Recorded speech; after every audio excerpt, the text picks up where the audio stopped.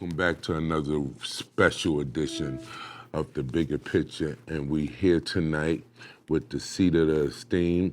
I got the pleasure of sitting right next to my brother. We had him on the show before he came to show us love. Now he's back to show us love in person. That's right.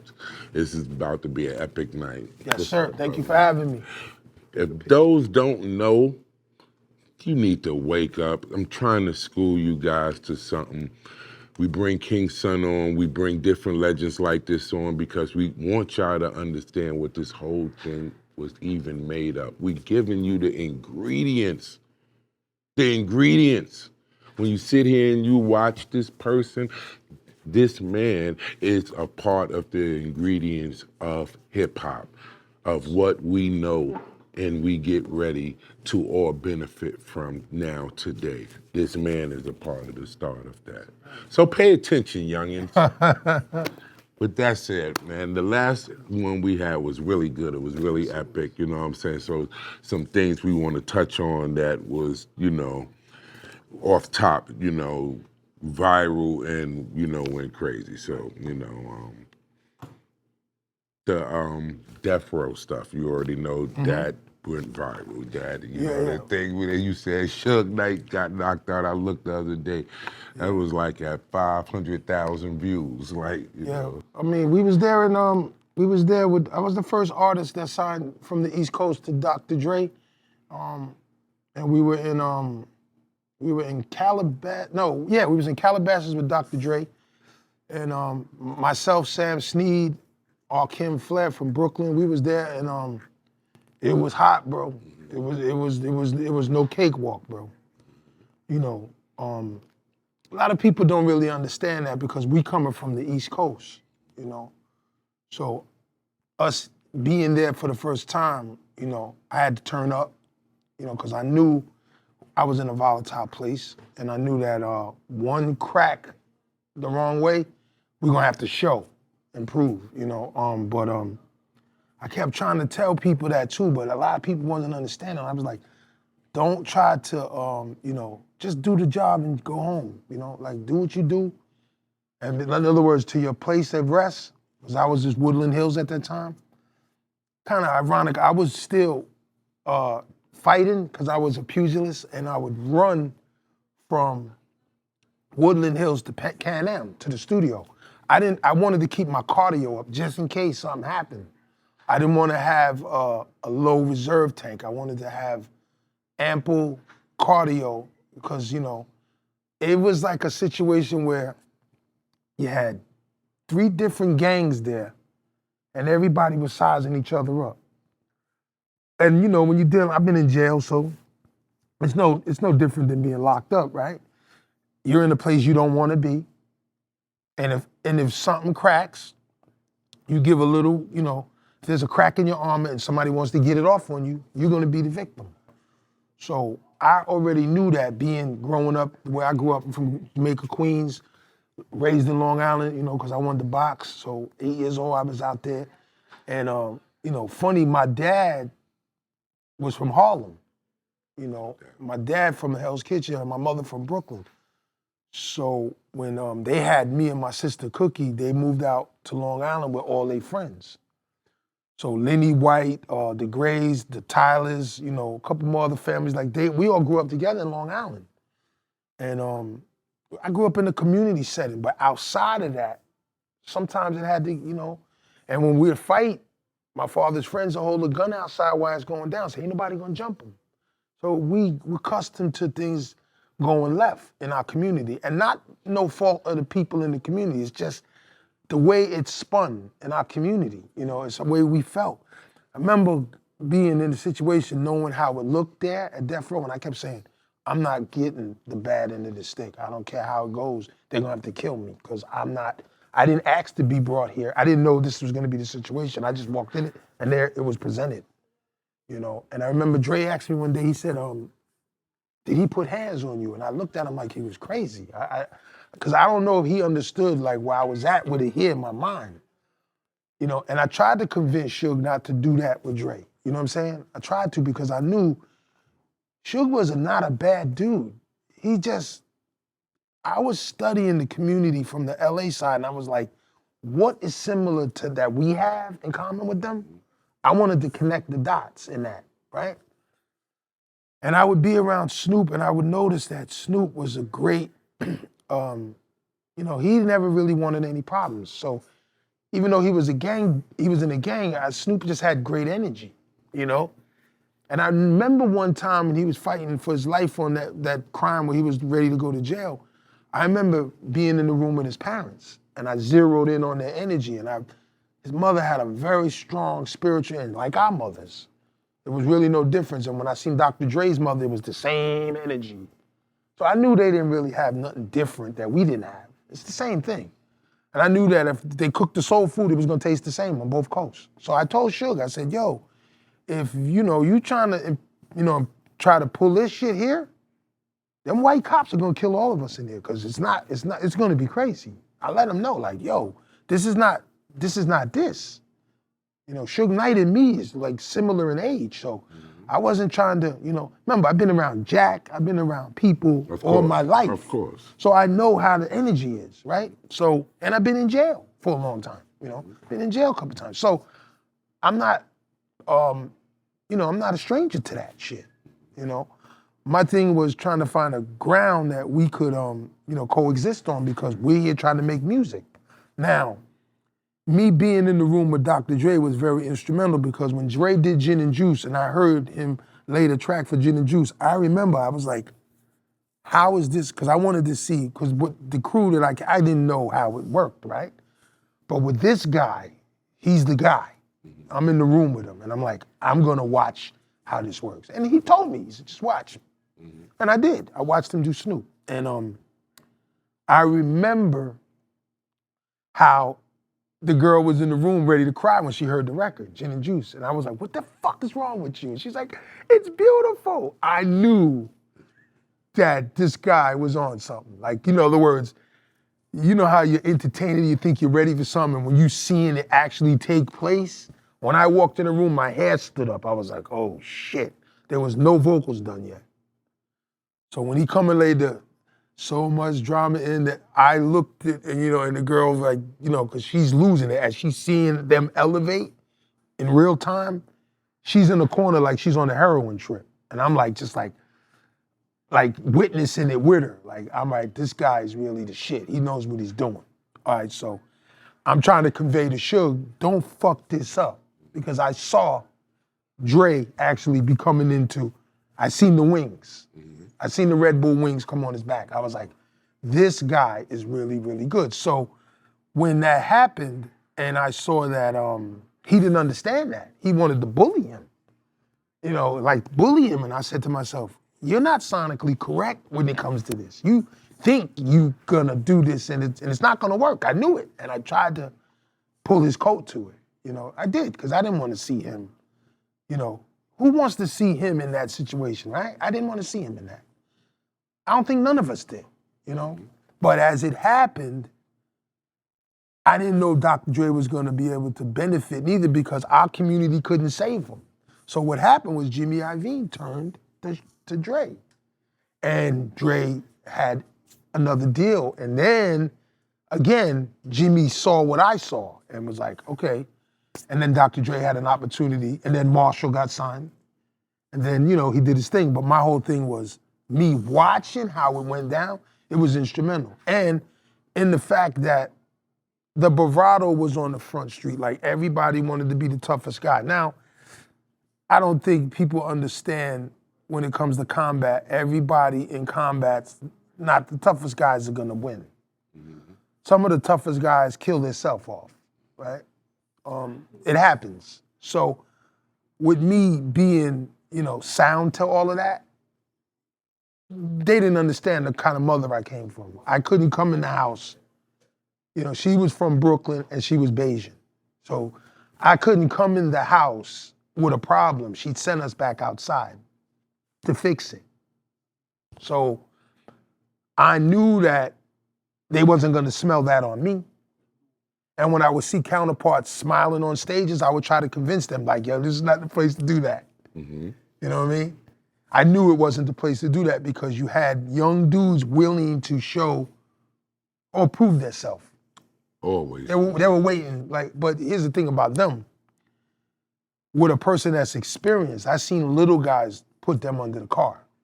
Because a little guy who knows what he's doing, he's not really looking for it. He's looking to defend when it happens. Mm-hmm. So the 9 other fights are deterred. You understand?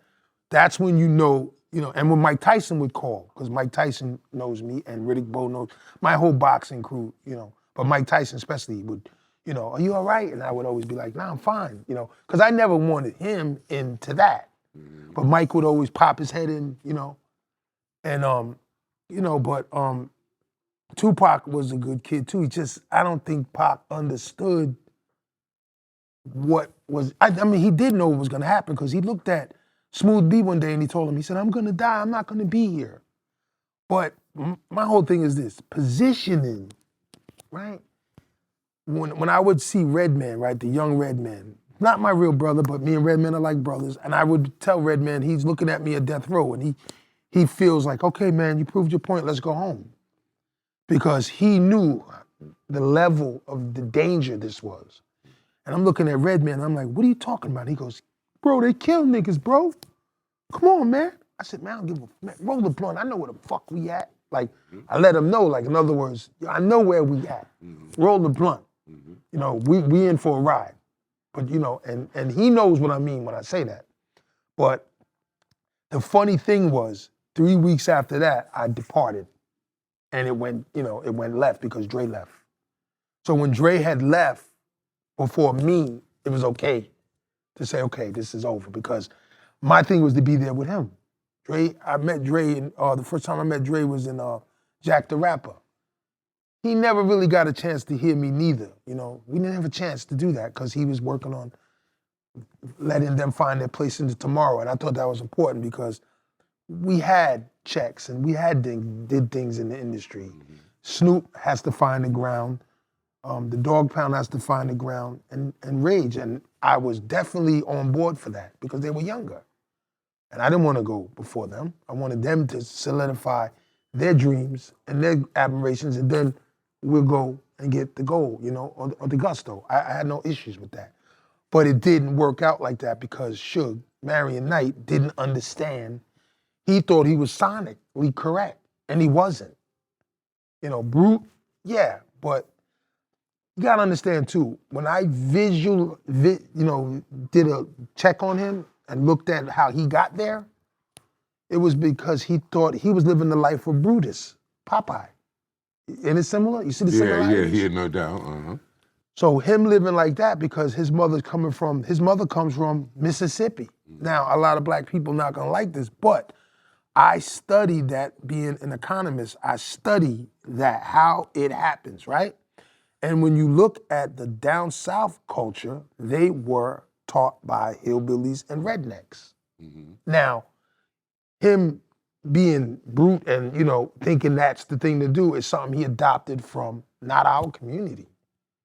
And it kind of, it ruined him, right? Because just because you can do that, is it your job to victimize those that you can do that to? No. You're supposed to protect. You're supposed to protect, and he did. He was protecting Snoop in the beginning, he protected Dre, but when you did that to Dre at the end and you thought you was gonna crush Dr. Dre, you did that to Dre, and Dre was saving your life with his abilities, I think it was horrible. And I didn't want to be a part of it. I was not gonna work for you. And because Andre didn't deserve that. Dre was trying to figure his new way out and leaving Eazy-E and figuring out, you're supposed to support him. You're not supposed to make his life worse. Talking to his wife and then, it's just crazy. It's just, and I didn't want to be a part of it, and I wasn't. And to see Dr. Dre rise and do Aftermath and come off, even though I wasn't a part of it, I was still happy for him. So it was shortly after that, after you left, that Tupac was killed? Yeah, because, he was under the wrong energy. Like, I remember Sam Sneed, I discovered Sam, we went out there together, but now Sam has his own situation. And I remember Sam being real close with Dr. Dre and working on some dope records, which is fine, right? It shouldn't be an issue, right? So Suge is trying to, put Sam on Front Street, say he's gay, say this, do this, do this.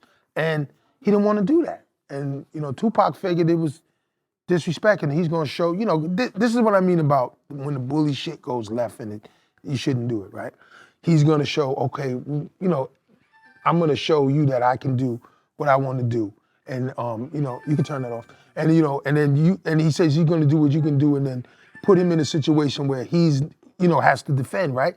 And now Tupac's beating Sam Sneed up. And, it wasn't a good situation because Sam Sneed could handle his business, but you're outnumbered. Of course.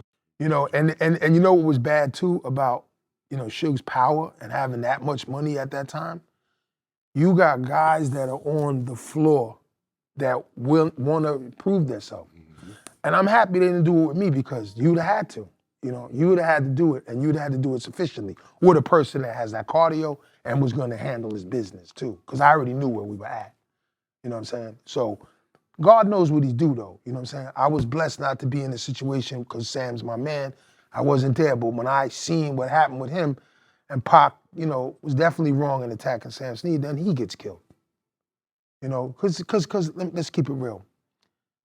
That kind of energy brings about that kind of death. You know what I'm saying? You're not invincible out here. There's people out here that have nothing to live for. Just they have nothing to live for. And they have no question will they're gonna put it on the front street and try to get a brownie point off. So with Sam Sneed incident, he was hands-on himself personally with that? What do you mean Tupac. Yeah, Tupac, yeah. Well, what happened was Tupac and the Outlaws, this is what happened. Tupac said, Suge called a meeting, right? And I'm looking at Sam, because I'm seeing what's going on, right? It's like a Mexican standoff, right? But like my mother always said, they know which tree to climb up, right? This was taking place. So one of them asked my boy from Brooklyn who was with me, yo, where you from? And my man, he cutting a blunt. Because at the time we there, Snoop never smoked weed in the blunt. Snoop smoked weed in zigzags when we got there. We brought the blunts in because we from New York. Mm-hmm. Timberlands, Yeah. Mm-hmm. We was on our Borsalino shit out there. And shout out to Borsalino. So, we out there and we walking with an attitude too, like, nobody better not, cause we official, like nobody better not try that shit. That's how we feel. And when they asked my man Ken that, he cutting the blunt with the knife. All with a cut one, like all's the real deal. So, and he's a big dude too, he ain't no little dude. So when they asked him where he from, he looked at him and told him where he from with gold fronts in his mouth. They kept it moving. They felt his energy, right? But Sam is more, he's from Pittsburgh. He's got a different energy. We're from New York. We carry that anywhere we go. You can feel it. And when they asked Sam, they said, Suge set him up. Suge said, so we at Death Row, we're gonna have a meeting. He said, this ain't baseball. He's setting it up. He said, this ain't baseball. This ain't 3 strikes. This Death Row. He said to him, you do the video. He's referring to Sam Sneed doing the video in New York. Sam did a video. I think it was the Lady Heroin. No, it was a Wu-Tang Clan video. Wu-Tang Clan showed up. He in the video with Wu-Tang Clan because they did the ice cream video. So he in the video with them. He's not wearing the colors. Death Row colors are black and red. He's not wearing the colors. He wearing yellow. He doing them. So they took that as a violation. That was one. And the second one was you in the video. No, that wasn't. The second one was how you do a video for Death Row and we pay for it and you have nobody in Death Row in the video. And he said, I invited everybody to the video. And then Suge said, that's one. And then he looked at his team and then he said, how you gonna charge Snoop Dogg $1 million and you on the intro to his album? That's when Tupac hit him. Bow. And then he started getting beat up, you know what I'm saying? But my whole thing is this. So my thing is that, so this wasn't the first time that Tupac was initiating violence. And so he was allowed to do this. Yes, he was. So this was actually a pattern of behavior. Yeah. that he was allowed to. So yeah, if you...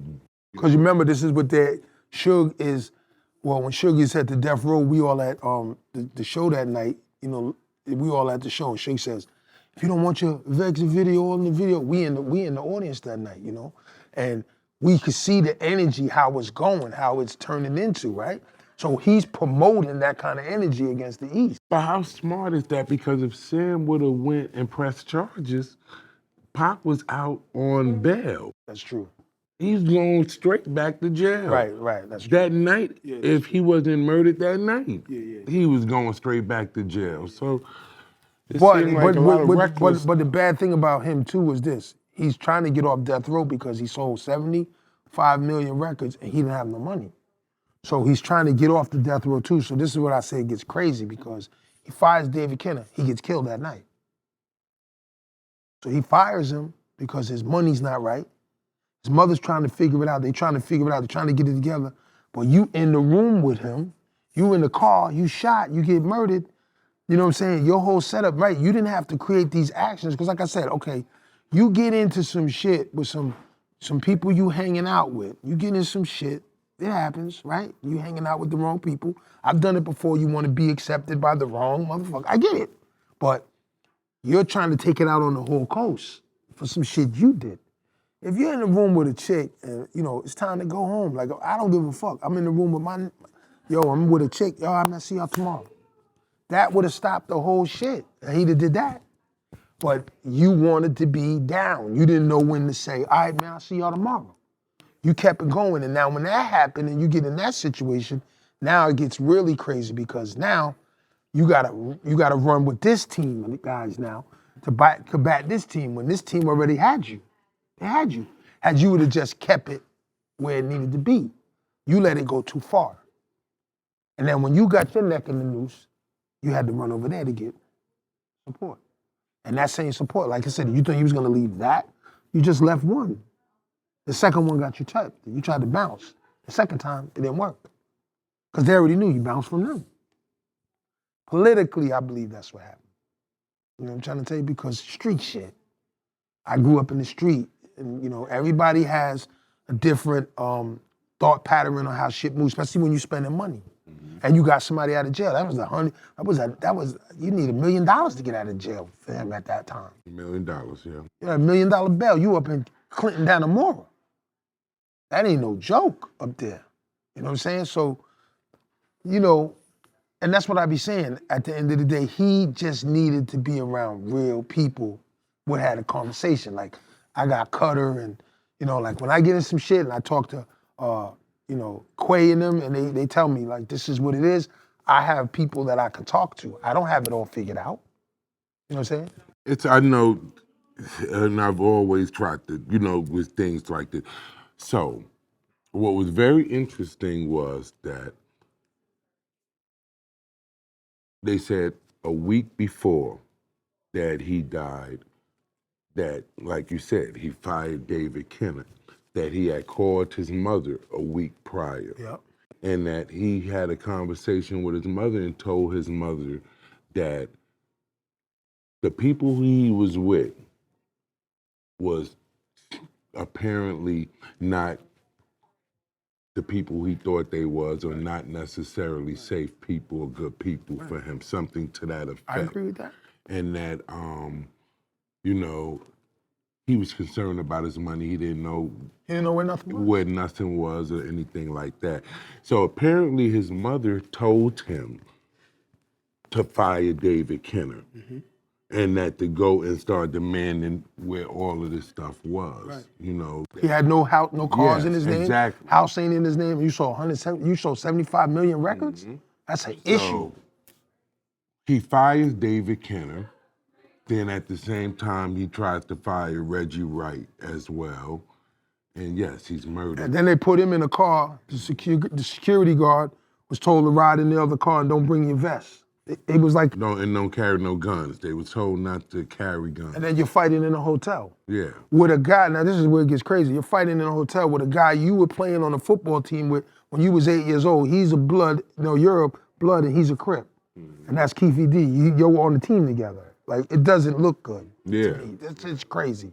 It does. It Shit doesn't. looks crazy. It doesn't really make sense, and we all know that. All right, so you saw the shooter because you're alive.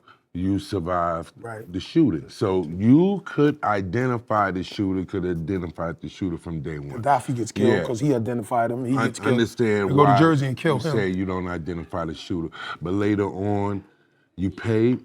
You help pay someone to get you out. You know, Right. that is supposedly the shooter. That's another thing too.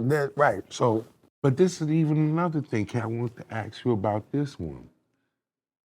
But how did Snoop make a record, an album, they say, with the supposed shooter?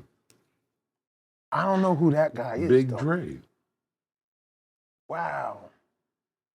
Snoop, they say Snoop did a whole mix CD with Big Dre after the shooting, and from what I'm told out there, it was well known that Big Dre was actually yes, they say Big Dre was the shooter. They say when they say that it was a big arm that went out, and they say Orlando wasn't the shooter, they're insinuating it was Big Dre. And they said Big Dre actually went into the neighborhood and bragged about it. That's crazy. But Snoop did a mix CD With him. after it. I don't know, just, you know what I'm saying? It's just That's questions, you crazy. know what I'm saying? It's just things, these things come from our time, and I've always, the thoughts just, roll around in my head, and then like what you said with Pac, it's no denying that, some people argue, say, oh no, he wasn't trying to leave Death Row, that wasn't true. Oh, he was But trying to leave Death I Row. remember that time he was trying to leave. myself, Yeah, he and I was trying to remember leave. there He was was definitely trying to leave. there was, at that time, they said right before he died, that there was a little friction. His bodyguard that was killed, Frank Alexander, he said that he witnessed Pac and Suge arguing. And it was very tense at that time over money. And in the end, he was saying that it was a death row insider job. He died. Yeah, that's what Frank said too. God bless Frank. Frank was a good dude. So He should have never abandoned his post listening to him. He wasn't hired by him. yeah. You're a bodyguard. You watch your man. Because one mistake, it was over for him. Mm-hmm. Pac knew he was going anyway. He knew it. Yeah. Like he knew it. He knew he made mistakes, man. I know he wouldn't have did Sam like that. Like he was in a real. Remember, you're a bully who's bloodthirsty, and he was looking for dumb shit. You do that to Dre, you'll do that to anybody. How did Craig Mack survive that? Because Craig, not you. No, Craig wasn't there. But Craig Mack was with Death Row. No, but he never showed up. There was rumors. The only one who was there was me. I thought they said Craig was there. Nah. So Craig was never. So he. He ain't built like. That's what I'm saying. I said Craig ain't you. So how did he survive that? Yeah, So he wasn't in the. He wasn't in that at all. I thought because they said he was supposed to be the. He dated Rage for like a week, and then he never showed up there. He wouldn't have survived that shit. You know what's sad about that too? When he got involved with them, and Alvin got in it with Bad Boy, like nobody helped them in that Bad Boy situation. Like the way Craig and Al B went out in that situation, they were just by themselves, and it didn't go nowhere, and they didn't have enough muscle to move, to make Puffy do what they wanted to do. They didn't have the muscle, and and then Craig died of AIDS because he had a very low self-esteem. He was having sex with whoever and anybody, and he died of AIDS. He died of AIDS, and it's horrible, right? Because the guy had a great, opportunity to make his life what it was when you're making records like he was making. But when you're not, you don't have that Craig Mack had no damn self-esteem. And I even heard that the guy that he was staying in the coat with, he ended up getting locked up. That dude was crazy. A scammer. Oh, that guy was crazy. Right, but he was, right, that's what I'm saying. Okay, so. He was believing in that, though. I watched him in the interview before he died. He was really believing in that dude. And you wish you could help these guys. Community. Yeah, because what was he going to turn to? He was already over with the music. That wasn't going to work out. He wasn't going to cut his manager off, who he felt saved his life, and then Puffy was like, you got to get rid of your manager. I don't know why he wanted to get rid of Alvin Toney. I just don't know that to this day. Why that was such a thing, because Alvin Toney knew a lot of people, strong dude.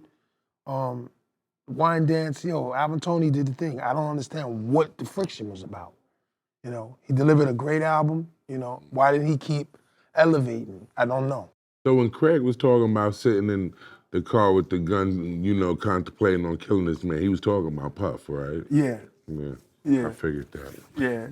And it's sad too, because like I said, he had no one to run to. We were all in different places, Yeah. The only one that it's just freaking crazy, because you don't think that it was gonna end like that.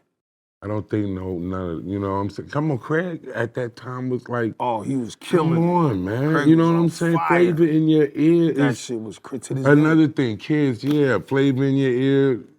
That's that whole bad boy up. Yeah, come Set him on, up. yeah, Right? Yeah. But Biggie made some bad mistakes too when he went out there to LA at the Vibe Awards. Oh, absolutely. He thought he was gonna be, but you knew you was supposed to be in London. You didn't have to be there. Puffy lures you there, you get killed. Vibe Awards. The tally, Tupac was what, dead 6 months before? 6 months. You wasn't supposed to be there. Not at all. It's just crazy. You're asking for it. Not at all. No bodyguards, no security, nobody nothing? could have told me. They could have told me, Crazy. no contract I'm signed to. Wolf at? Wolf didn't go? No. That was the clear sign right there. You know what I'm saying? Wolf knew better. Yeah, Wolf said if y'all not going with the busload of dudes, I ain't going. He was smart. And he knew. Yeah. He was supposed to, that was just, that whole situation with those guys, I still don't think was answered. Nah, that's crazy. But I know this though, I've heard this, and I'd try to go over this because, again, you were there, you know what I'm saying? So some people have these conversations that's not even reputable. Qualified to talk exactly. about. They weren't there. Yeah, you there. I was So there. it's things I can ask you, you come to your mind that you like, whoa. So these are some of the things through the years I've heard that I've put together. Right. So, I had Gene on the platform, and Gene is a close personal friend. Yeah, I like Gene. Shout out to Gene Deal. So I put a couple things together with that. Gene says that he knew Keefy D, He says that Keefy D was a shot caller out there and everything like that. Now, he says that he have information that the shooter walked up on the car. Yeah, and the bow tie. No, that's the one with Biggie. Oh, okay. You're talking about for Tupac. Yeah, that the shooter walked up on the car. So if the shooter walked up, that kills the thing about, Keefy D and, Orlando driving and pulling up and shooting. Right. Now, I've been in Vegas myself, and I've stood right there, took pictures, we looked at it. Right. And that place is so crowded. You know what I'm saying? Yeah. I mean, it's so Corvo, crowded. Right?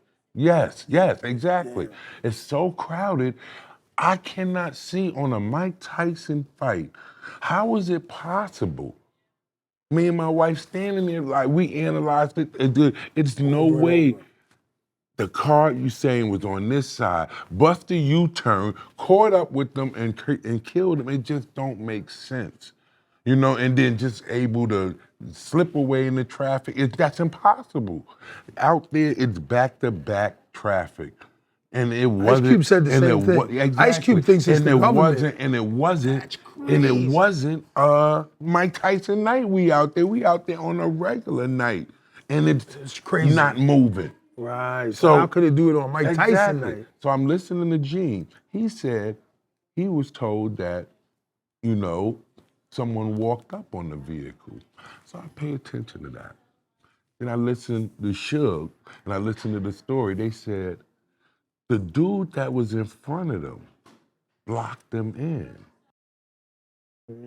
Remember they said the car that was in front of them blocked them in, but that person was with them. He was a death row Death row affiliate. employee. Exactly. So something he did, they said blocked it in and Suge couldn't get around it. Now then he's on tape later saying that he went up to the car and he saw them shot up and he asked Pac, "You all right?" And asked Suge, "Are you all right?" So now there is somebody standing outside of the car after they're shot up. You know, then they say he went and jumped in the car and left. And that Suge then pulled the car off, pulled down the block crazy. So, all right, so now there is a person standing outside the car. You know? So, whatever, you know. So I think about that. Now, Gene said, and Keefe, go to Keefe D. Keefe D said that Puff offered him $1 million. I heard about that too. Yeah. So when he said he offered him the $1 million, Gene said that he saw the check. I heard about that too. But this is deep. Now check all of this out. This is where you come in and have answers that are probably gonna bring a spark that you didn't know. So looking into all of this, so this $1 million to check. Now I know personally, I remember at that time, Puffy got on the radio and he said, "I put $1 million on your head." So I'm like, 2 and 2 is 4. exactly. I remember that time. I remember, you know, when he was, you know, he was dissing Pac. He got on there coming at him and said, "Yeah, I put $1 million on your head." So how come this $1 million come back up? This exact number. Now, Gene saying he saw the check. So then we follow the story. Gene said that Vaughn, Zip, you know, I'm sure you know Vaughn, we all know Vaughn, that, you know, Vaughn pulls up on him and shows him the check, you know. So he says that's how he saw the check. So he said, That brown skin nigga. exactly. He said, yeah, exactly. You already know what's up with Zip. So he said, "What's up with this check?" And he said, "Oh, you know what I'm saying? I just sold the record company. You know what I'm saying? They gave me $1 million for exactly for the record company." So Gene, like, "I don't know you to have no record company. What record company?" So he said he looked on the thing and it said Black Ground Records. That's No, making sense. it's going deep. You know who the owner of Black Ground Records is, right? Keefe D and them? No. Who? This one gonna bug you out. Jimmy Henchman. Wow. Wow, that's the deep Do you shit. see how deep that just went? That's a rabbit hole, because he was the one that was in the spot when he got hit. And Woo. And he said, "If your money ain't right, don't go to war." Pac said, "All right, my money right now, so I'm ready for war." Right. Then he was dead. Makes sense too. The check That makes sense. is on the. Wasn't the detective saying that too? Yeah, wasn't he on that? He just didn't have the last part. He didn't have the last part, but he had everything else though. Yeah, people ain't been. He didn't have that last part. You put, ooh, that's crazy. I'm just be looking at this whole thing like, that's powerful ish, right? Because nobody could figure that out because there was so many diverse players in that shit. Yes. That's a rabbit hole. Yes. When you go down that rabbit hole, you put the woo. Yeah, because I looked at it. I mean, that was my error. I'm like, damn, what happened? And you went out there. Yeah. And you went out there to check it out. Exactly. And, said, nah, and I know the exact people that's involved in it. You know what I'm saying? Right. You know? My man Reggie Wright, though, I don't know if he was out there that night. Reggie Wright Jr., the cop. Yeah, I don't know if he was out there. No, they said he wasn't there that night. Yeah, he was made himself, you know, maybe where he couldn't, you know, be found, you know. No, I think he was out there that night. He was at Club 66. But even with that, remember they say Snoop had the radio, and the radio came across to Snoop that when Pac got killed. And Suge said, what was Snoop doing with that radio? Yeah, and Pac and Suge also said Snoop didn't come to the hospital neither. Yeah. Said he came to the house with them. Mm-hmm. Pac's mother told him to go see him. So it's so complicated, that whole thing, you know, and it's so trivial. No, but that right there, the spin, that it was his record label? It was that his record label. How can you Oh, get around that? There's no getting around that. There's no getting around that shit. That's crazy. There's no getting around. That's very deep right there. It was his record label. You know? So, you know, I just, you know, think about that, you know. That's very powerful right there. So this weekend, you here for something epic. I want to talk definitely. Oh yeah, so we're gonna be chilling with Reggie Noble. Redman's doing the Rock the Bells. To Rock the Bells. Yeah, That's it. yeah. So Reggie's gonna be in there. Shout out to L. We're here in New Jersey, Newark.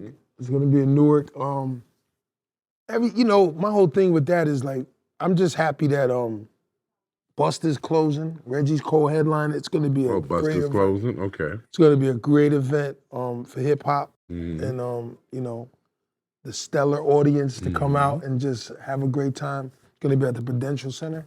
Yeah. Newark. Oh man, it's gonna be crazy. Man, I know you're ready for that. Yeah, of course. Yeah, you know of what I'm course. saying? It's been a minute, but I know. You know, be stepping out on stage, all those yeah, people gonna be screaming for you. You know what I'm saying? You I'm gonna happy with this. play your joint. Shout out to Noble just for bringing me out too, because he was like, let me bring bro up. You know they gonna throw on Mom's Playing Tricks on me. Everybody gonna start going Scarface. crazy. Yeah, I think Scarface is not on the bill this week, right? I think Scarface is off, right? But I'm not sure. Rakim, yeah, a lot of people gonna be there, man. It's gonna be crazy. Nah, it's Father gonna- MC gonna be there. I heard. Who Word? else? Okay. Yeah, I want to see him. I ain't seen him in a long time.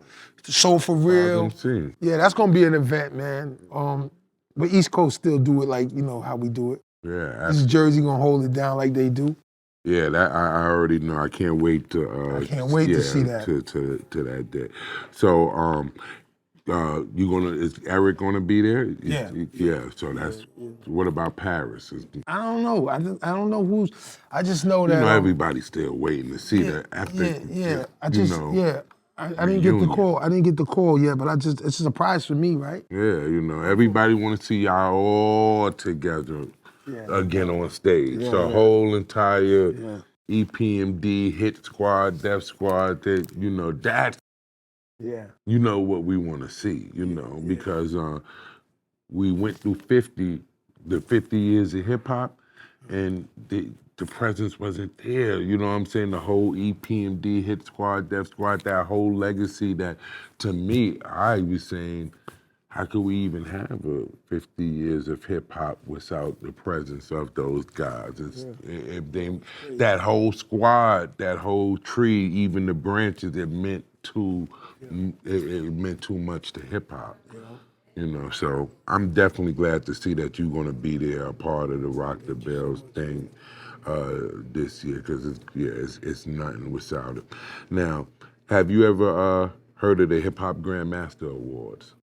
Nah, what's that about? All right, so the Paid in Full Foundation. Yeah, I heard of them. That's the same thing. Nice. Yeah, so. Yeah, shout out. Yeah. That's the same people that did Guerrilla Union, I believe.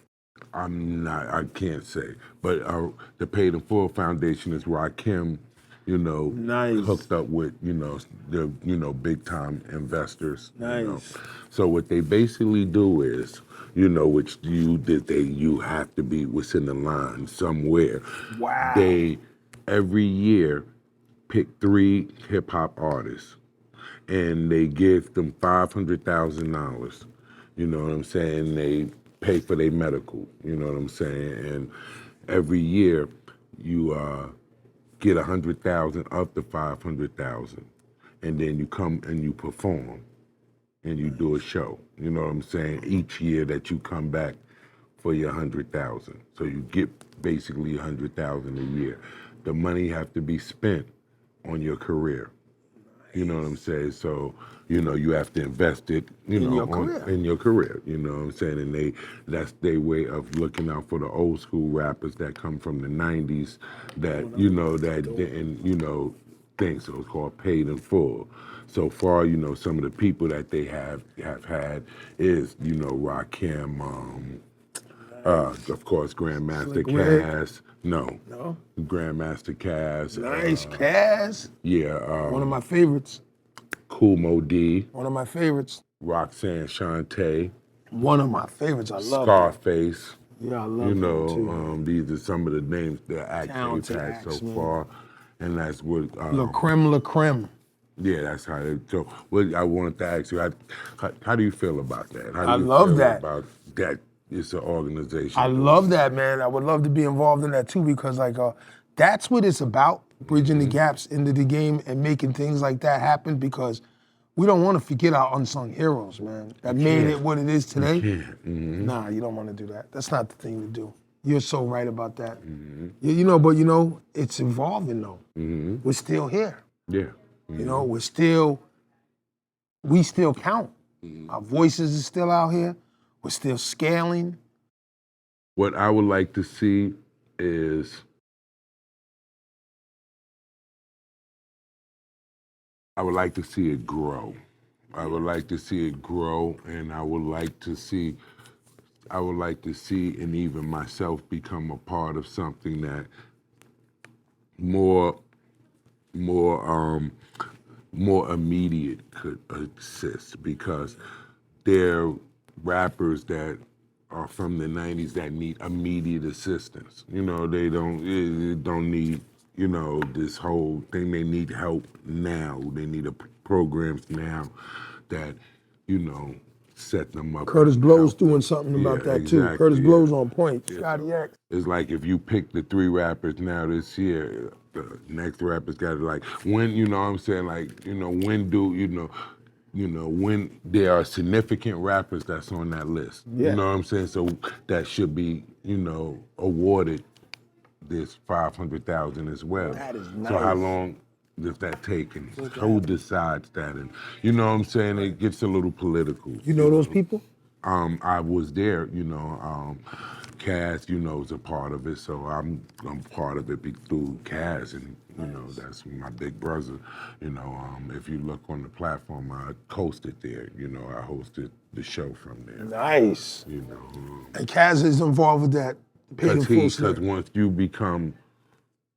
once they, you get the award, you kind of a part of it. Nice. You know what I'm saying? That's bringing you a part of it. When they, because you got to come every year to collect your money.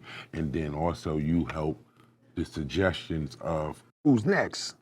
Nice. Yeah, exactly. They vote you in. Yeah, I like that. That gives some power back to the community.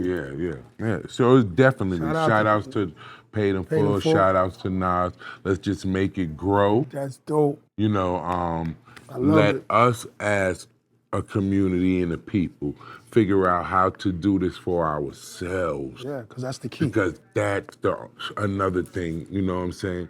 Yeah. Why don't we walk in a room where it ain't nothing but, us and have that type of power? That's right. And we done provided that for ourselves. Because we have more than enough money. Yeah. You know what I'm saying? Yeah. You guys is on here. You're bragging about all your millions and all this other stuff like that, but you're not doing anything to provide for the community, provide for the babies, or provide for the elderly or the people that started it. What is it for? You know what I'm saying? With that circle, we need that circle. You're actually just gathering and collecting. And as you gather and collect, you know what that's for. You'll be dead, and it'll be over, given away. You know what I'm saying? So, let's get wise and let's start doing this the right way. Yeah, let's give back. All right. That circle, 360 degrees, it'll come back.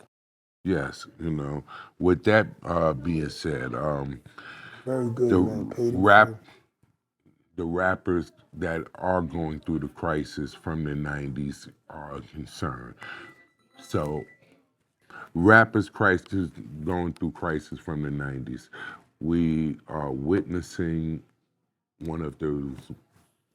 probably one of the greatest, I won't say he was a rapper, but, promoter, producer, and definitely, an investor in rap music.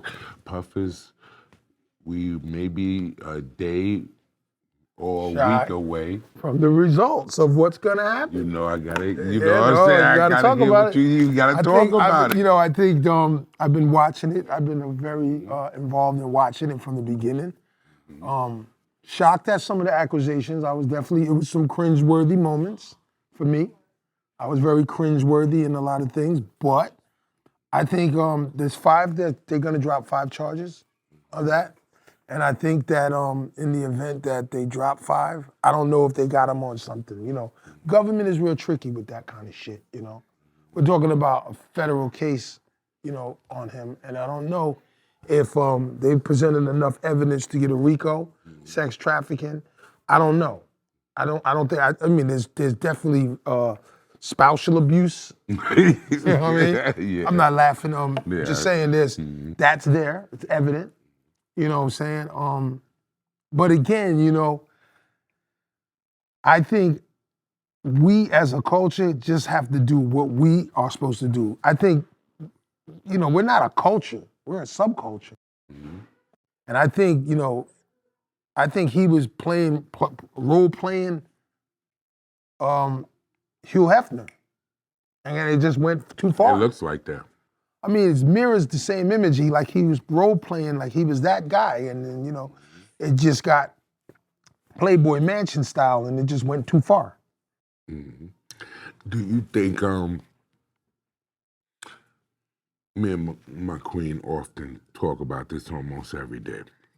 You know, do you think that this is an outlet that they have created to take down powerful black business, you know, moguls? Do you think that this is something to attack us? I think it was. To I think destroy us? Yeah, in 1991, what was it? 1990, not 1991. 1801, when Jack Johnson was the first heavyweight champion of the world, he went out on a Mann Act. He went out. That was his, you know. The FBI, I don't know if people know, the FBI formed the FBI because of him. Our first, you know, federal investigations came through the world because of Jack Johnson. Yes, I've heard. And he got hit with the same charge. Yes. So, you know. And it was his white wife or something, right? Yeah, he was crossing the state lines with her, and they said for legal purposes, they said she was probably, that was his wife. Yeah. Mm-hmm. You know, he cried when he got locked up, and then, you know, it was horrible for Jack Johnson, you know. But Jack Johnson was one of those characters that, you know, stuck it to white America. You know, they didn't like Jack Johnson. When Joe Louis came around, they made Joe Louis opposite from Jack Johnson. That's why Joe Louis was so big. He wasn't allowed to take pictures with white women or date them. And if he took a picture with a white child, he better be feeding a goat or an animal. And that's what he did. So, you know, in this case, right? I mean, it's horrible. Let's don't sugarcoat it. It's bad shit that went down. You know, but I said, that's what I always say about spinning the narrative, right? When we're looking at them, we can't be them. And every time we try to cross that threshold, being them, we get persecuted. You know, no question about that. Like, I think that in 3 days we're gonna know the outcome of that. You know, but I just want to say this: in the event that we're gonna tread water back into this music game or anything we do, we have to create our own identity, stick to what works for us as a community, and build our communities up. You know, because this is tearing it down. You know, to see him being, you know, ostracized like this, another, you know, one of us, it's not helping our community out, you know. No, yeah, how could it? Right, and you know, with saying that though, let's look at us, you know, when we do tread the water next time, let's stay away from what they're doing, you know, and let's rebuild us the way we can do it, you know, and we don't have to crush the other, the women in our community to do that. We have to pick our women up. I'm glad you said that because that's the point that I already knew what my spiritual brother was going to say. Yeah. That's the point I make to people, and that's the point I even make, you know, to my queen. Right. It's not about the destruction of this so-called black mogul or so-called black moguls.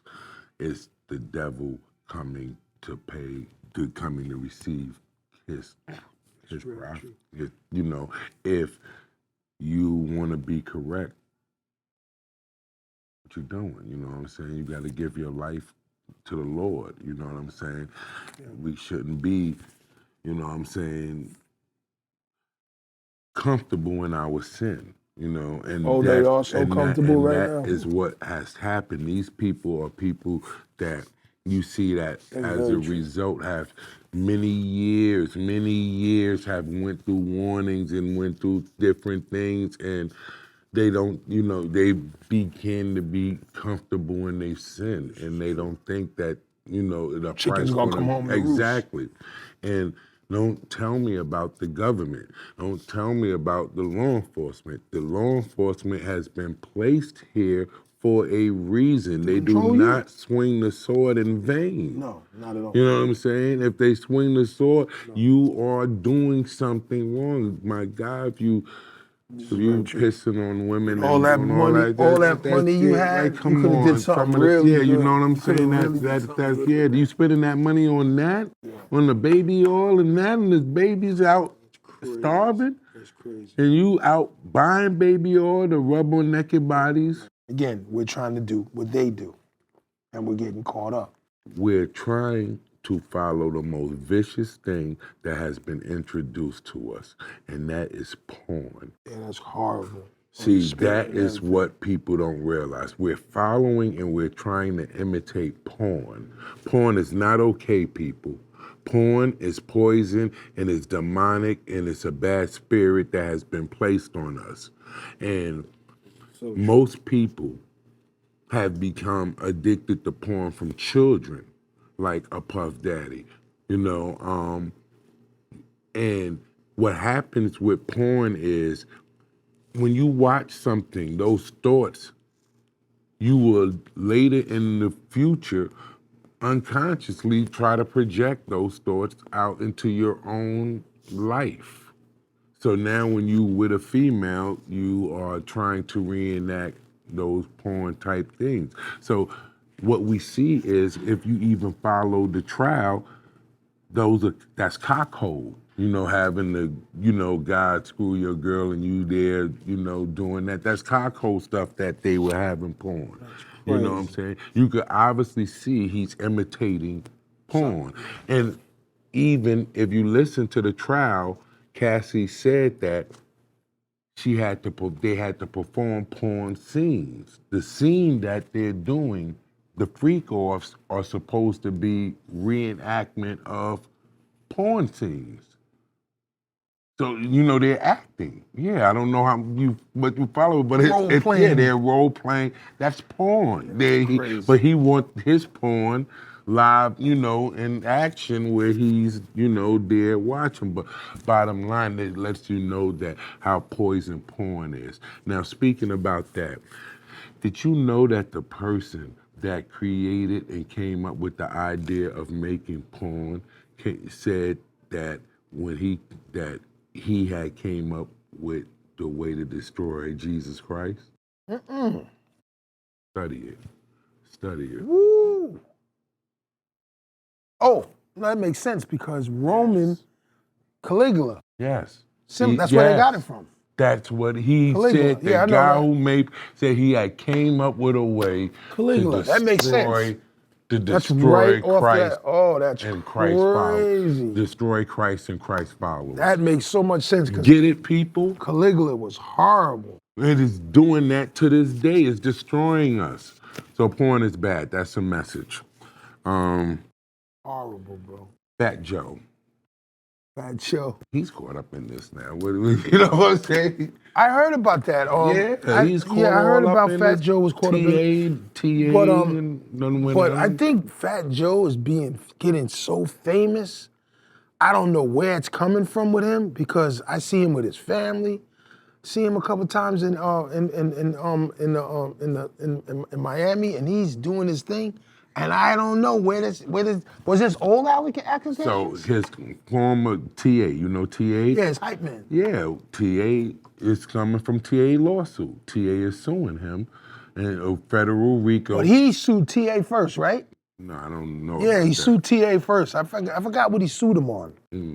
He sued TA first. I'm gonna tell you what it was about.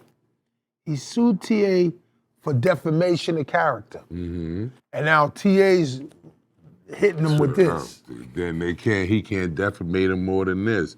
He's Oh saying yeah, you know what? minor girls, Wow, 15-year-old girls, sex, putting fake butts on, and having secret apartments, and oh man, the allegations is large. You know what I'm saying? He's involved in this now? No, I mean he got a federal RICO lawsuit. Fat Joe? Yes. Wow, that's Happened last week. Federal RICO lawsuit. So we already know how this goes. It started with the lawsuits with Puff. This is crazy. This is a rabbit hole. Yeah, first of all, if it's a federal RICO lawsuit, the wrong people is looking at this stuff. You know what I'm saying? And these are a lot of charges and a lot of accusations. Like he's getting, so you got to look it up. A lot of heinous accusations he's being accused of.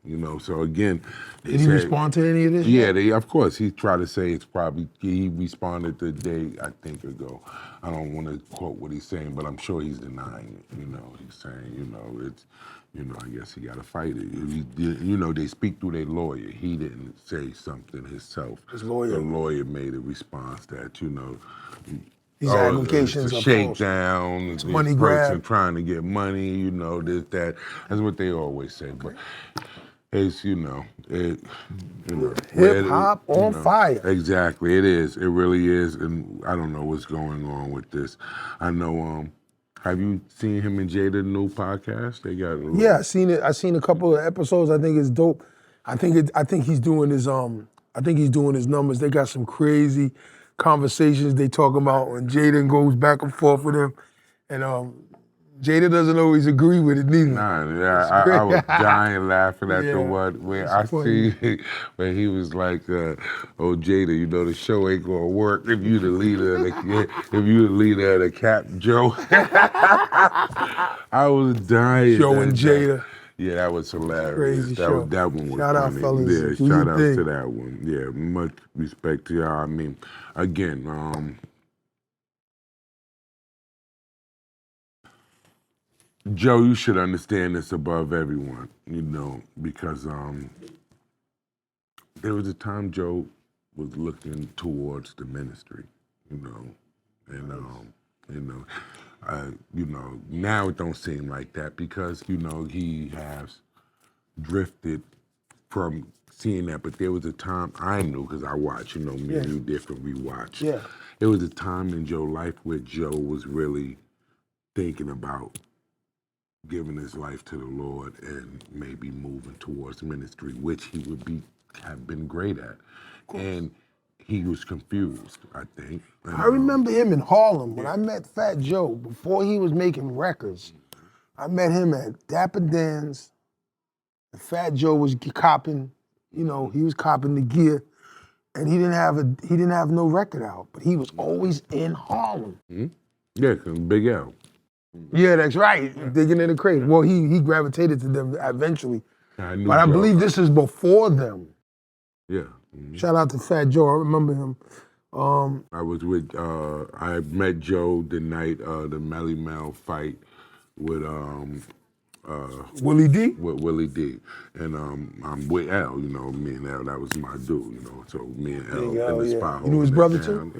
I'm from 139th Street, okay. You know what I'm saying? Those all, Yo. Yeah, so, but You yeah. from So, Harlem? 139th Street, L Block, you know what I'm saying? Big L Block. Harlem, Mace, Cameron, we all,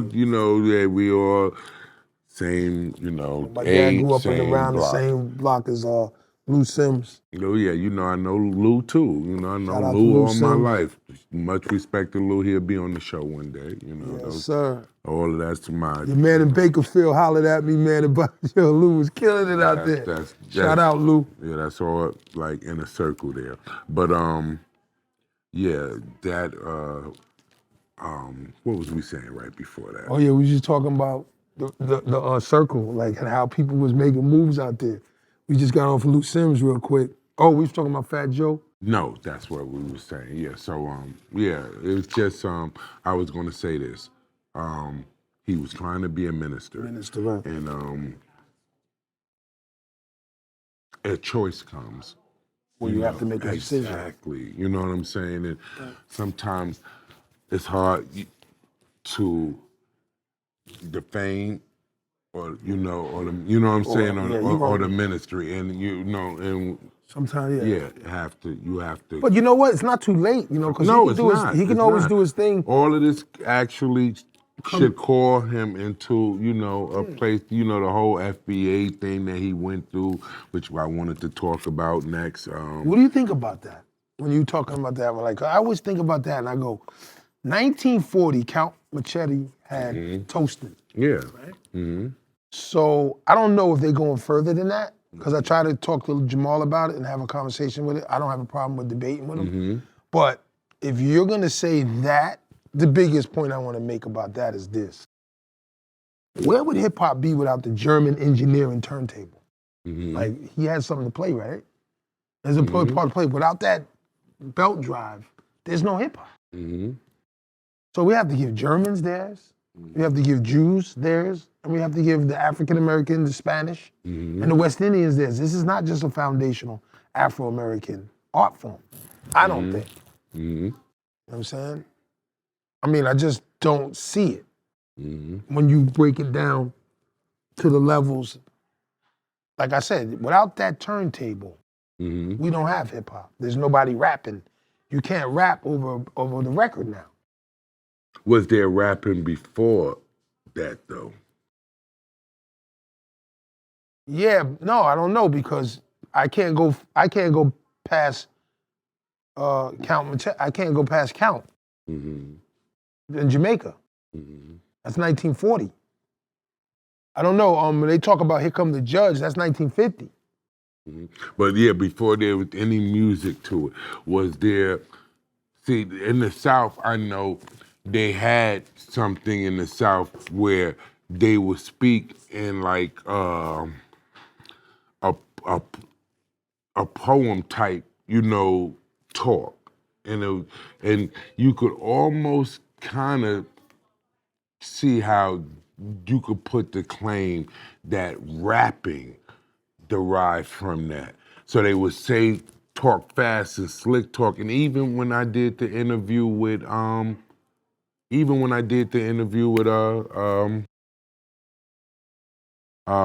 Coke La Rock, he said the same thing. Coke, he's the first MC. Coke was the first. He said he was the first MC that got on the mic and rapped, and he said he was doing that. He was doing that thing. They would talk slick and fast and rhyme with the words. So he said what he did that night was get on the mic and do what they regularly do, but did it to music. Cool, her, right? Yeah, doing that, and that's what started. But Chuck D agrees with me. Chuck D was saying the same thing too. Chuck was like, Chuck went from 1942. I didn't know he went back further. But what you're saying, if that goes back further than that, then you know they have a claim. But my whole thing is this too. Without all of them playing a part, would it have caught on the way it did? You know what I'm saying? I'm not saying that that's what you're saying is not true. I'm just saying. No, I understand what you're saying. I'm saying if that's the case, right? Are they trying to break hip hop into where they're gonna sit there by itself? Because if it is, and you don't have an army behind you, that's not a fist. You know, you're gonna be in trouble. I mean, I think you're gonna be in some shit if you say that, oh, it's African, the foundational Black Americans only, and just leave them there by themselves in the corner with it. I don't think they're strong enough. That's not a fist. And when you put us all together, I don't think you can take that from us. All right, you're gonna like this one, right?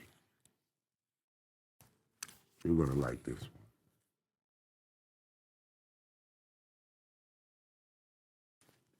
Okay. Who the Jews? That's a great question. They would be the Beta Israel. And who would those people be as your education knows? They were Ethiopians. All right, so Ethiopians are black people. Yeah. So Black now, but Ethiopian is black and Arabs mixed. but still Black. people of the Right. dark skin color. Yeah, right. So obviously not what we see now today. No. But the people that we see today, they claim state. Well, they came and got a religion. Remember? They left with a religion. But they also say they're the bloodline people. I did an interview on my platform with the Cole and Taya. Well, how can they be when Sheba is not their color? He argued about all of that, you know. They feel that they're the bloodline people. They feel, he even said he feel that it's a laughter to them almost when we try to claim that we're the true Hebrews and the true Israelites. You know what I'm saying? Definitely check that one out. All of y'all need to check that out. Moshe, That's it's different. on my platform. He's a so-called rabbi, no disrespect to Moshe And he at said- all. I and he respect said- him all he the said way, that the but blacks- I say so-called because you're not supposed to call no one rabbi. So-called Rabbi Moshe, check it out. Very powerful interview, you know. Yeah. Y'all had a debate? It's not about, when I have those talk with those people, Just have a free I don't want to debate because, you know, then that deters from, I want you to say what you believe in. And I want you to get it all the way out. I got you. You know what I'm Smart. saying? That's a great Yeah, approach. you know. That's a great approach. But from what I know, Beta Israel. Yeah, of course, and I, totally agree with you. And there's more proof to show that's correct. And Now, this is the point. It's a point I wanted to get to with that. Now, the real understanding is when you go even deeper with the understanding of a Jew, under Jew and children of Israel are those who have given their life to Christ. And the scriptures even tell you it has nothing to do no longer with a bloodline. Okay. You know, Jesus even says that if you was, I know that you were the seed of Abraham, but if you was, but if Abraham really was your father, you would be, of me, you know what I'm saying? So we know those who say that they even are Jew are not Jew. We know that even though that you are even of the bloodline, that doesn't mean that. So even deeper in a deeper understanding, we understand that a true Israelite is someone who has given up their life to Christ, children of Israel. I call my son out of Israel. That was talking about Christ. So big thing with that. So now the point I'm making is this. Now, the original Israelites are black, and that still holds a very pertinent thing because Christ was black, Moses was black, the people of the Bible was black, and now that is a high debate, and you have others that claim, no, we are the people of the Bible. Right. Now, one day, hip hop is going to be the same thing. If black people, and we don't do it now, it's okay that hip hop is shared with everyone, just like Israel. Right. But Let's keep it the real. people that started it, the people of those scriptures, was still People of color. of people of color. Right. If they're doing the same thing with hip hop right now. Right. So you telling me that in 30 years from now, my kid that ain't gonna know nothing about 1970 something is gonna think that, you know, a white man equally created hip hop? That's a lie. You know what I'm saying? That's a lie. That's you know true. what I'm saying? Yeah, that's true. I'm just gotta be honest with it. For me, that's a lie. Even when you tell me what I think about it, I don't go back further than maybe 84, maybe actually. I probably didn't even know hip hop then, but maybe 86. But even in 86, you telling me that it was 50% Puerto Ricans? Come on, I don't know nothing about that. You know what I'm saying? No. So that wasn't even in my time. So you can't make me believe that. So it was 50%. They were throwing stuff at us then. So when did that become cool? You know, like when did They were throwing stuff. Yeah, I mean, Well, I noticed where this. I came from, it was. I know Bronx is different. I understand. I come from Harlem. Harlem, we were segregated. You know what I'm saying? There was no Hispanics. Do you remember Vicky Sue Robinson? No, there was no. You don't remember there her? was no Hispanics Turn on the West the Side. beat around. Yeah, Remember of her? course. Yeah, that song. Her father was Bojangles. Okay. Did you know that? He's from No. Harlem. Bill Robinson. No, I didn't know. Okay, he's from Harlem. You putting me on. Okay, so her mother was an Irish woman, right? So when she got on, right, everybody thought she was Spanish, but she was a mulatto. Okay. So she sings "Turn the Beat Around" and it takes off, and nobody knows she's black. They made her like a Spanish girl. She took off. Now, I'm only saying that to lay claim to this. A lot of the Spanish people in the community that we come from didn't know their own history.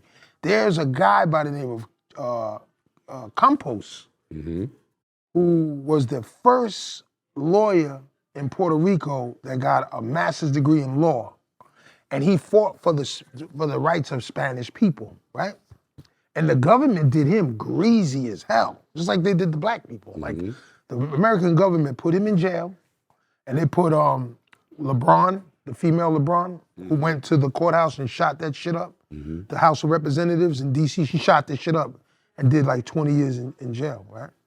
Because of what they said about her people. And they were trying to liberate Spanish Puerto Rico. Now, I don't know if people know this, but in Puerto Rico, to this day, none of them could vote for the president of the United States of America. So they thought, in our community that I came from, I would hear my friend Ralph Mann would talk to his father because his girlfriend was black, and he would tell her, "Dad, my girl's black like me." And Ralph's dark as you, you know?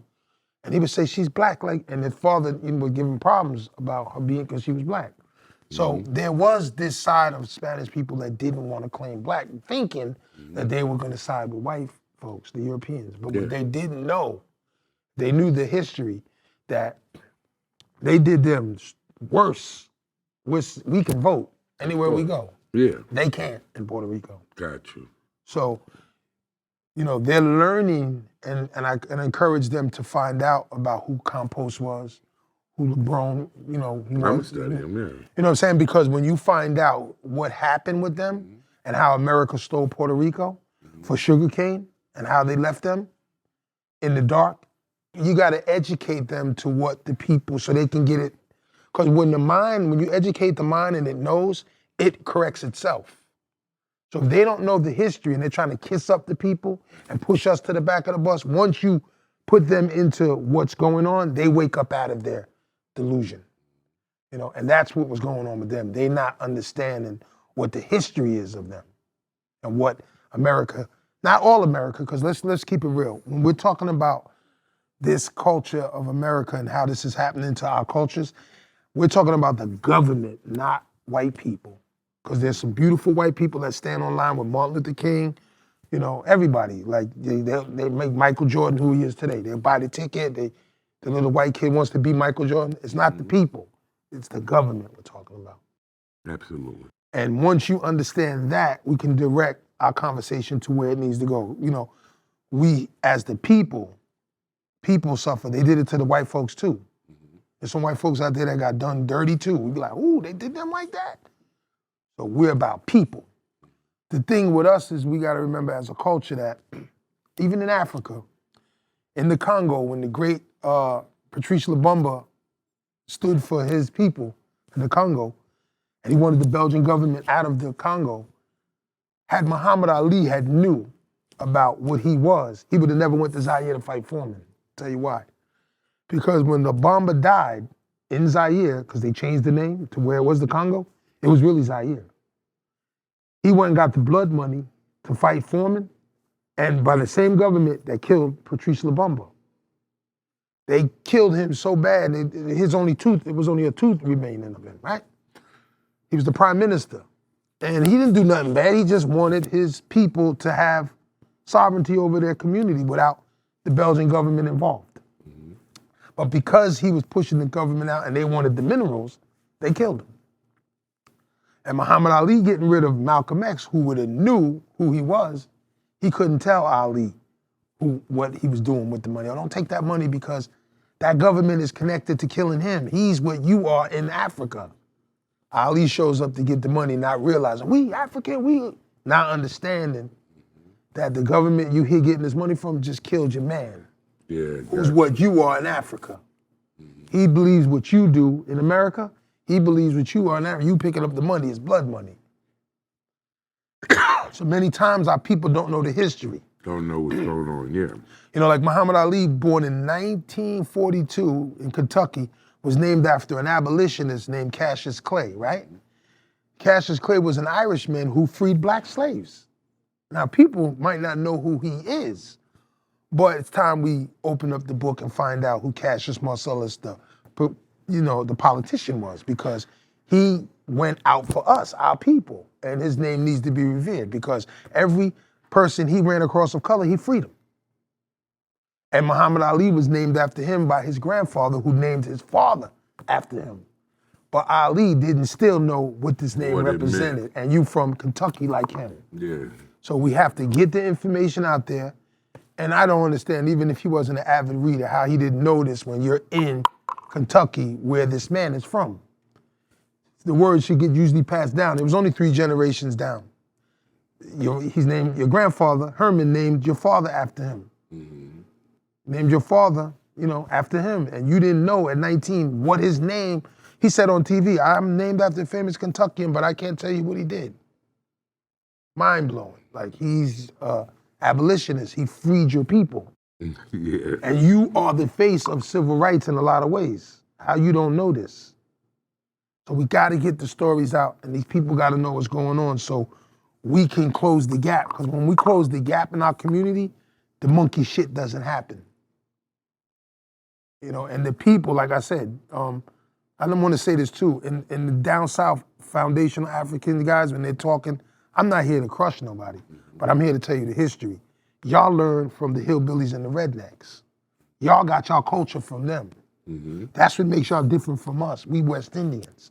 We didn't get our cultures from rednecks and hillbillies. Y'all did. So be careful how you promoting this conversation, because I could take you back to your history. Mm-hmm. Y'all come from that. And remember, the Hatfields and McCoys were fighting over a pig in the Appalachian Mountains. Mm-hmm.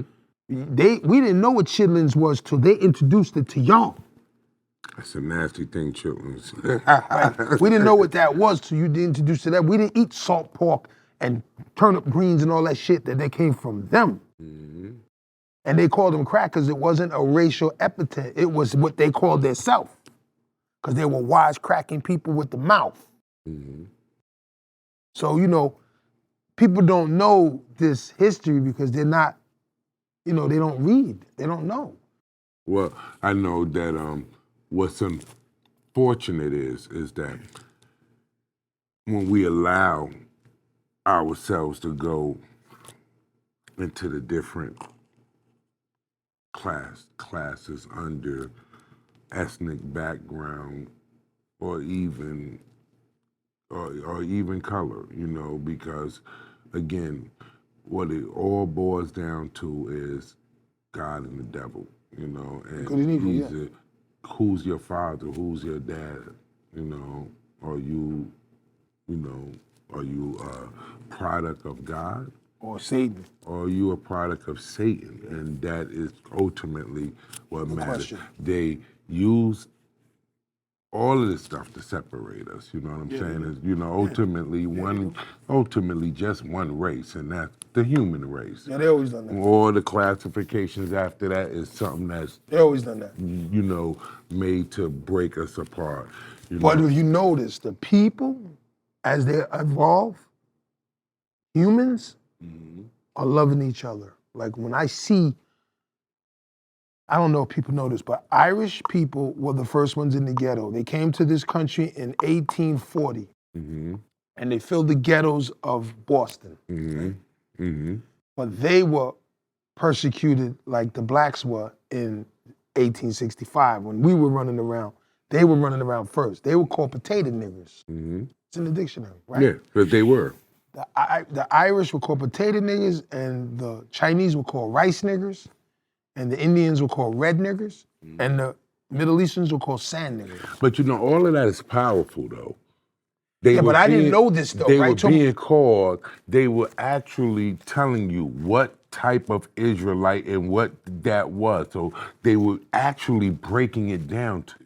That's deep. That's true. You know what I'm saying? Right, but I didn't know until my grandmother told me. It's actually telling you. I was so stupid. I hit this kid. Very powerful, right? He calls me a nigger. I hit him. I wind up in jail. My nana looks at me and she said, "What are you doing? You're not even a nigger." I'm like, "What? Is she crazy?" I'm thinking she's crazy. Till she opens the dictionary and shows me all the niggers that ain't black. And I'm like, talking about epiphany, right?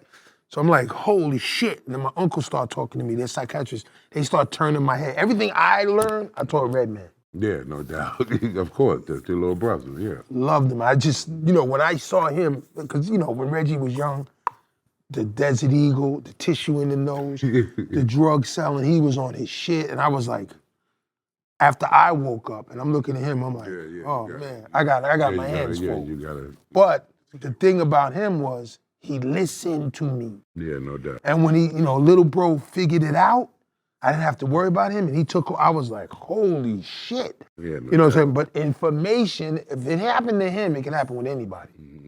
Because I'm telling you, man, I remember, he was really, I didn't know if it was going to work with him. I just didn't know.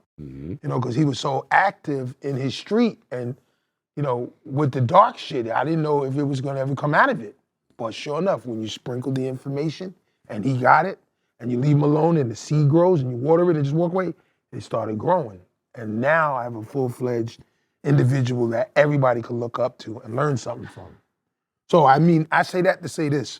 With the information, your mind will wake yourself up and put you where you need to go. I didn't know that myself till my uncles did it with me. They were psychiatrists and they would spin me. Oh, you're not this, you're that.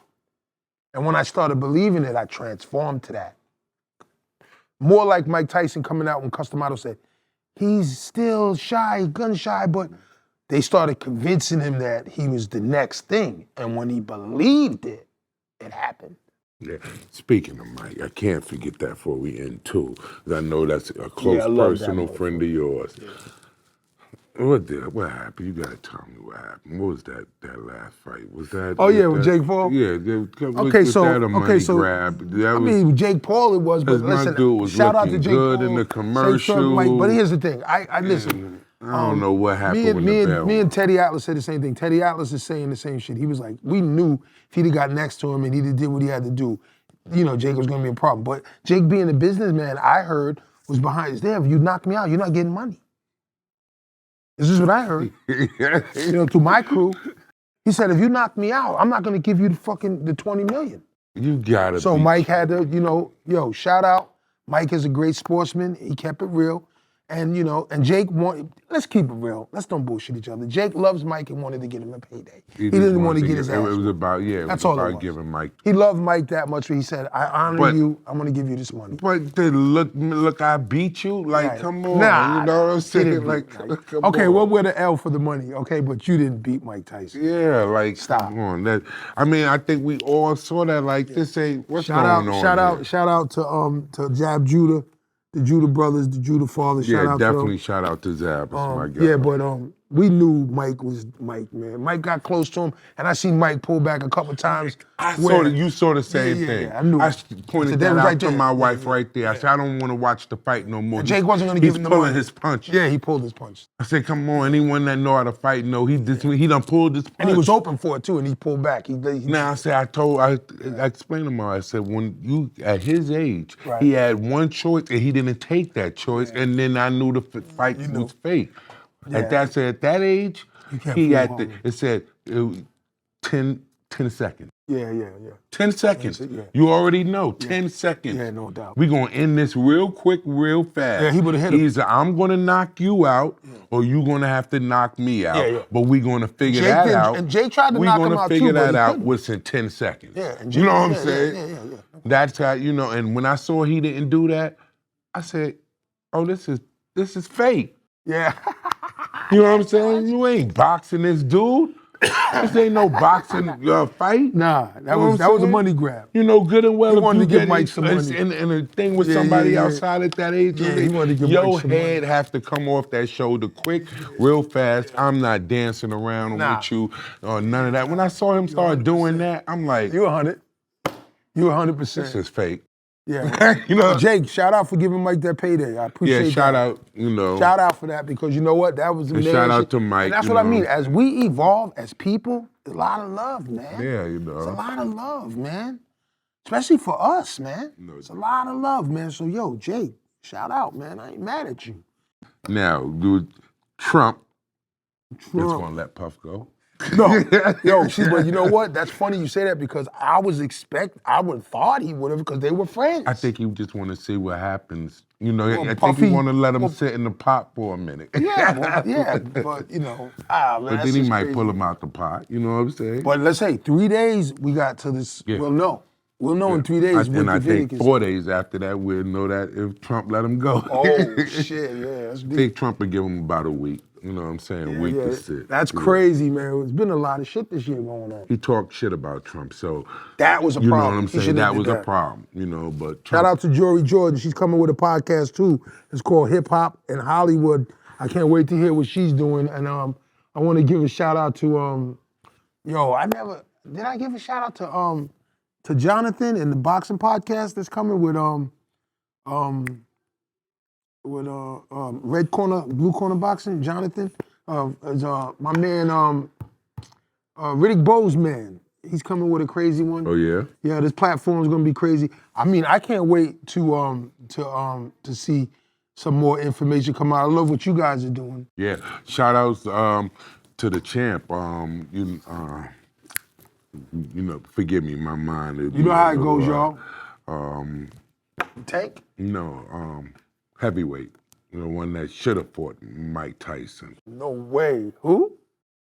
Yeah, Shannon Briggs. Shannon Briggs, my man. I'm gonna see you this week too. Shout out to Shannon. Shannon Briggs, my man. Brownsville? He'll be coming on the show probably next week. What's up, champ? Like that. So no doubt. Shout out to Shannon. We're gonna do a big show with him. Shannon, I want to tell you, you would have been fighting my little brother Daryl Madison, and big fan of you, man, because you guys are fighters, man. And when you went through that situation with the Klitschko, he was really feeling bad for you, bro. As fighters, man, you know how this shit go, man. No doubt, you know what I'm saying? Before we end a few things that I didn't catch the last time, which your opinion means everything when it comes to this stuff like that. Top 5 MCs for K Solo. Oh man, LL Cool J, Rakim, Slick Rick, KRS-One. Last but not least, I'm gonna say the last one for me is Big Daddy Kane. That probably would have been my top 5. Top 5 groups. Top 5 groups: Mobb Deep,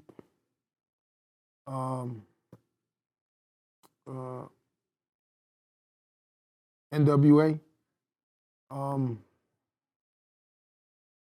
Cold Crush Brothers. I can't shit on y'all. Brothers, no can't doubt. shit on y'all. Cypress Hills. And last but not least, Salt and Pepper.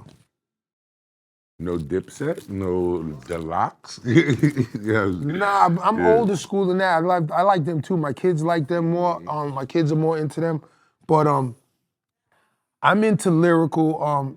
As they changed my thought process, I started gravitating to things that were just more pleasant and not, because I used to be the grimy rapper too, but it changes, right? And it changes when your thought pattern changes. So yeah, I'm in a better place. I live in a sunny area. I don't see snow no more. My kids are always doing something marvelous. I smile a lot now. So yeah, my temperament has changed. But I love everything everybody's doing because they're making positive impact on the culture. I love that subculture.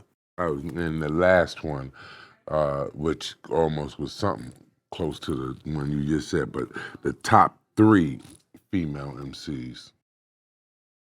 MC Light, Latifah, and Rod Digger.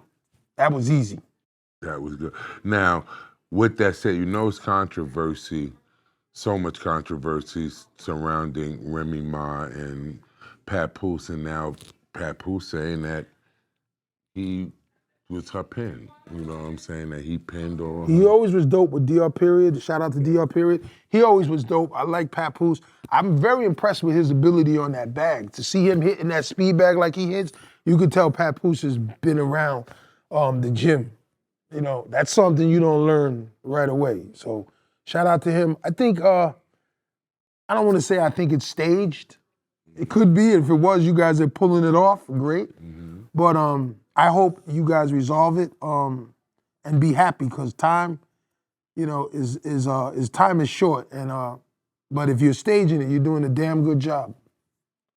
Because I thought that right away when I was like, these two here, there could be a stage. Like I could put some shit like that together and be like, okay, everybody just play the part. If Clarissa Shields wasn't involved so much, I could have said that. But the way, Clarissa's involved.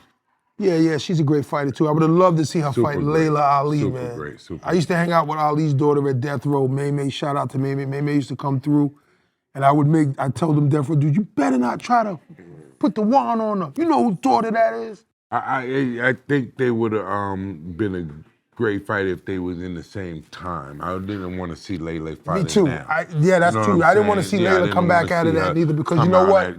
She did a damn good job in boxing. 50 years old. Yeah, I didn't want to her to chance that. This young girl that I didn't want her to chance that. just made 30. I'm happy about that. I'm happy she didn't chance that. Love it, Layla. Love the other one. Because again, when you coming out, I'm not. But you did your thing, Layla. You ain't got nothing to prove. And like I said, Kristen Shields, this is your era. Yeah. So we're happy about that. Both women in our community, I'm happy about that. Absolutely. That y'all did your thing. And we support both of y'all. But what I was going to ask you, if now, because up until now, Remy Ma was definitely considered, I still think she's dangerous on that mic. Yeah, thing. But if you're exposed for someone. Well, we don't know that. That's what he said, but it's not proven. Right? Yeah. Like you can't. So that's why I'm asking you, hypothetically. If well, listen, what was his girlfriend at the time? Someone exposed for pinning your shit, does that take away? Nah, not Remy's your case. Crown, not Remy's case. She was dope before we even hooked her up with him. She was dope. She was one of the best to me.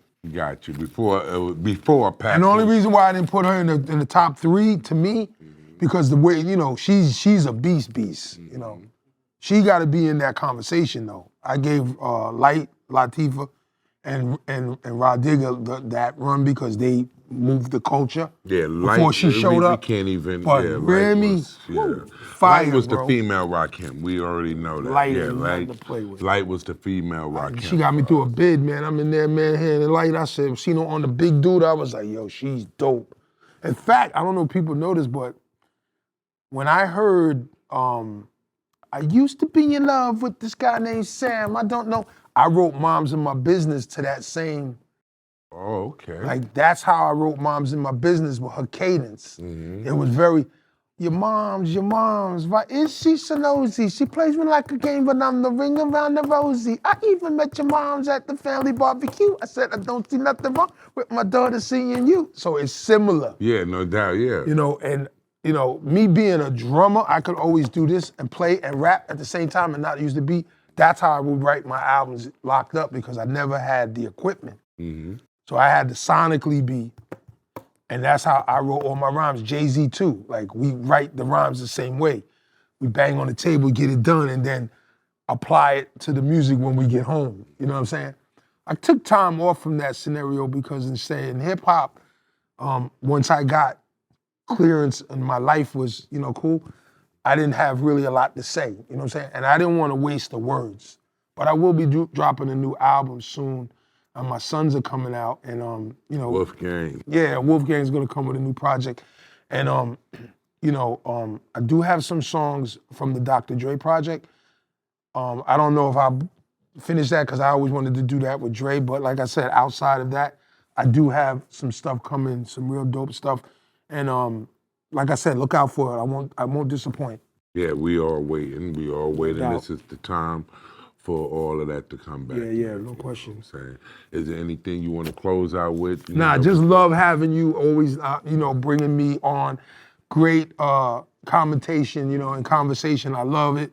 It's not ignorant. It was always great conversation with you, and hopefully the people, the viewers, got something out of it. Like you know, that was our intention to cover some things, and we support this culture, and we hope we move forward. And till next time, God bless you guys. Get home safe, and hopefully we do get a chance to do it again. Definitely, and we definitely will. You know, my big brother. No doubt, baby. All right.